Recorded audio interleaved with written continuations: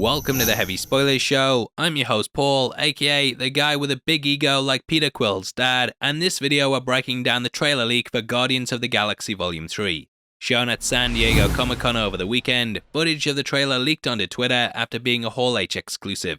Director James Gunn said that the teaser has all the shots in place, but that he doesn't want it released to the public yet because it has unfinished VFX in it.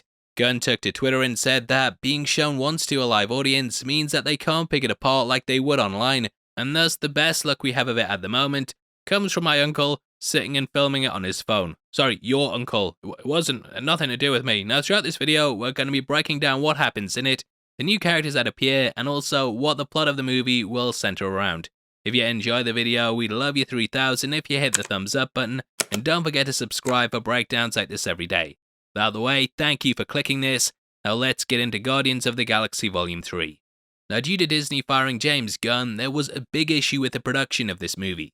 The cast came together and put out a message in an attempt to get him rehired, but Gunn ended up going over to DC in order to film Suicide Squad. Disney were unable to find a director to fill his shoes, and after Taika Waititi turned them down, they ended up bringing him back to complete the film.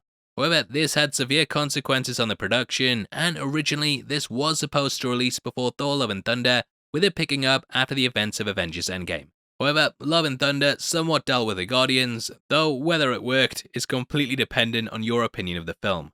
Now they ended up leaving Thor, and the upcoming film is very much going to be centered around them continuing the search for Gamora, who returns in this new teaser.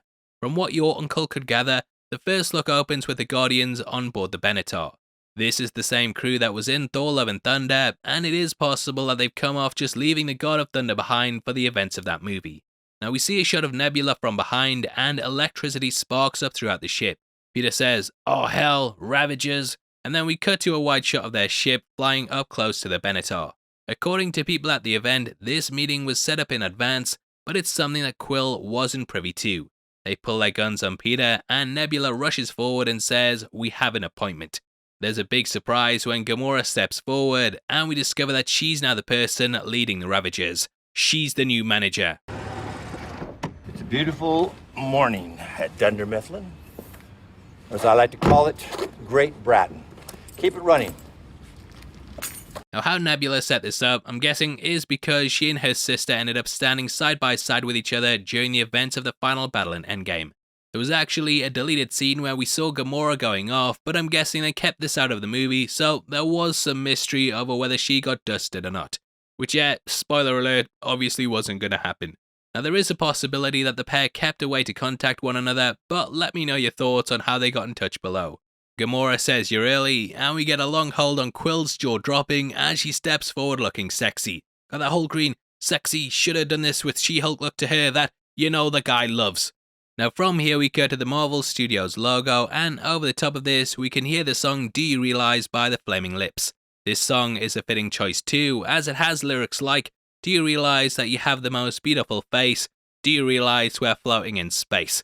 This is accompanied by shots of the original Gamora from the original timeline and snippets of her relationship with Peter. It's done in a very similar way to the Jane montage in Thor: Love and Thunder, and she spins around into his arms, similar to the dance scene from the second Guardians film. Peter says, "You were everything to me," but this is shot down by Ravager Gamora, who says that person wasn't me. She's holding a Polaroid picture in her hand, and I'm guessing that Quill was trying to convince her to love him. We also have cuts of the pair wearing what look like astronaut helmets, and they're on a planet with very low gravity. There's a team with them who are all in colourful suits, and it reminded me a lot of the ones from the first J.J. Abrams Star Trek movie. Now speaking of suits, we also know that the Guardians are going to be wearing their comic book accurate costumes. At one point we see Peter wearing the red and blue uniform, and later on the rest of the Guardians don this as well. This includes Drax, which will hopefully protect his very sensitive nipples. We also get clips where Mantis does a little dance, and Nebula sees a large neon sign in an unknown alien language that I'm not really sure what it is. Find out what language this is.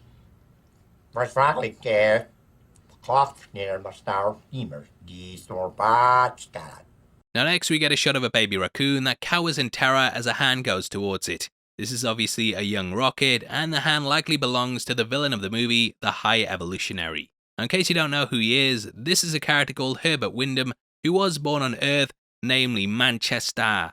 After debuting in the Mighty Thor issue 134, Herbert took an interest in the works of Nathaniel Essex, aka Mr. Sinister. He started carrying out experiments and even built a device known as a genetic accelerator that sped up the evolution process. He used this on rats in order to advance their intelligence, even though that's not really how evolution works, but never mind.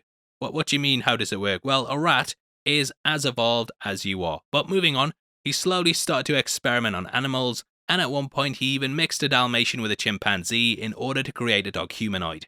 I'm guessing that this will be pulled across to the movie, as we know that Maria Bakalova is voicing Cosmo the space dog, and this will likely have been experimented on by the big bad. He of course made Rocket into what he is, and we'll likely discover his backstory with the villain. Now we're unsure of what he's after at the moment, but my guess is that he potentially wants Rocket back after a string of failures. Rocket is a one of a kind, and possibly he holds the key as to how he can create more like him. Now sadly, I actually think that Rocket may end up dying in this movie. He doesn't have a very long lifespan, and with this being centered around his birth, we could also get his death too. Either way, it's going to be horrific watching him getting cut apart, and there are shots in the teasers of saws that look like tools the villain uses. Now speaking of origins, we also get a shot of a neighborhood in Earth, and it's possible that Quill could end up returning there once more.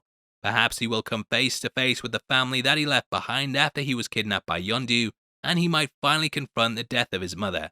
There's always a lot of chatter around the other films as to why Quill never really went back to Earth, and he also left as quick as he could after the events of Endgame. You have to remember though that this is a place of great trauma for him, and just like how you probably wouldn't be too eager to return somewhere one of your relatives died at, he isn't either. Now saying all this, the scenes on Earth could also be linked to Rocket, and with him being a raccoon, he is a raccoon, I know he doesn't think he is, but with him being a raccoon, he'll probably come from our planet. This might even be how the movie opens, as the last two started on Earth as well, so it would make sense to begin it all by showcasing Rocket's origins. Now we also get a shot of Will Poulter as Adam Warlock. We last left him being created at the end of Guardians Volume 2, and in case you don't know, this is a character who is massively tied to the Infinity Stones. Normally, he was a big adversary of Thanos, but with the villain being dead in the main timeline, it's going to be interesting to see what they do with him. He was also a major ally of Pip the Troll, who we were introduced to at the end of the Eternals.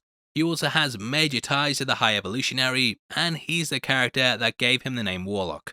It's even possible that he starts off working alongside him at the beginning of the movie, and then he slowly ends up joining the Guardians as he realizes how bad his boss is. Don't quote me on that, yeah? I can just see the High Evolutionary having lots of minions like him. Now he could also be working for the Sovereign, who we saw created him at the end of the last Guardians movie. There's also a shot of the monster from the start of that film, and we get a moment in which Peter and Groot stand back to back firing guns. Moments like this have been seen throughout the Guardians films at several points, and it's important to bear in mind that Groot is fully grown at this point. When we last left him, he was a teen, but he's gonna be full size for this film. Now James Gunn has said that characters will die, but not the entire squad. He says that just because it's an ending, it doesn't mean that everyone will perish, but expect to see some of your favourite characters go out in this movie. Along with Rocket, I'm expecting Drax to go too, due to Dave Bautista confirming that this will be the last time he plays the part. His family was of course killed by Ronan/Thanos, and with them now being dead, it makes sense that this might be his last film. The MCU recently has also had a big focus on the afterlife too, so I'm expecting him to potentially go out in this movie. Just reunite him with his family and we're good, baby. Now from what your uncle could see in the trailer, it looked like a really emotional journey for the team, and I'm very excited to see what happens in the movie. It could end up being the best of the trilogy, and so far I think Gunn has knocked it out of the park on all the comic book stuff he's worked on. Gonna be interesting to see where they go with it, and obviously let me know your thoughts below on what you want to see in the movie. We're running a competition right now and giving away 3 copies of Doctor Strange in the Multiverse of Madness on the 15th of August, and all you have to do to be on the chance of winning is like the video, make sure you subscribe with notifications on, and drop a comment below with your thoughts on the film. We pick the comments at random on the 15th, and the winners of the last one are on screen right now, so if that's you, then message me on Twitter at HeavySpoilers. If you want something else to watch, then make sure you check out our breakdown of the Ant-Man Quantumania trailer leak, which will be linked on screen right now. We go over all the major details in that, talk about how Kang ties into it, so definitely go head over there if you're curious about that film. If not, then thank you for sticking through this video. I've been Paul, I'll see you next time. Take care, peace.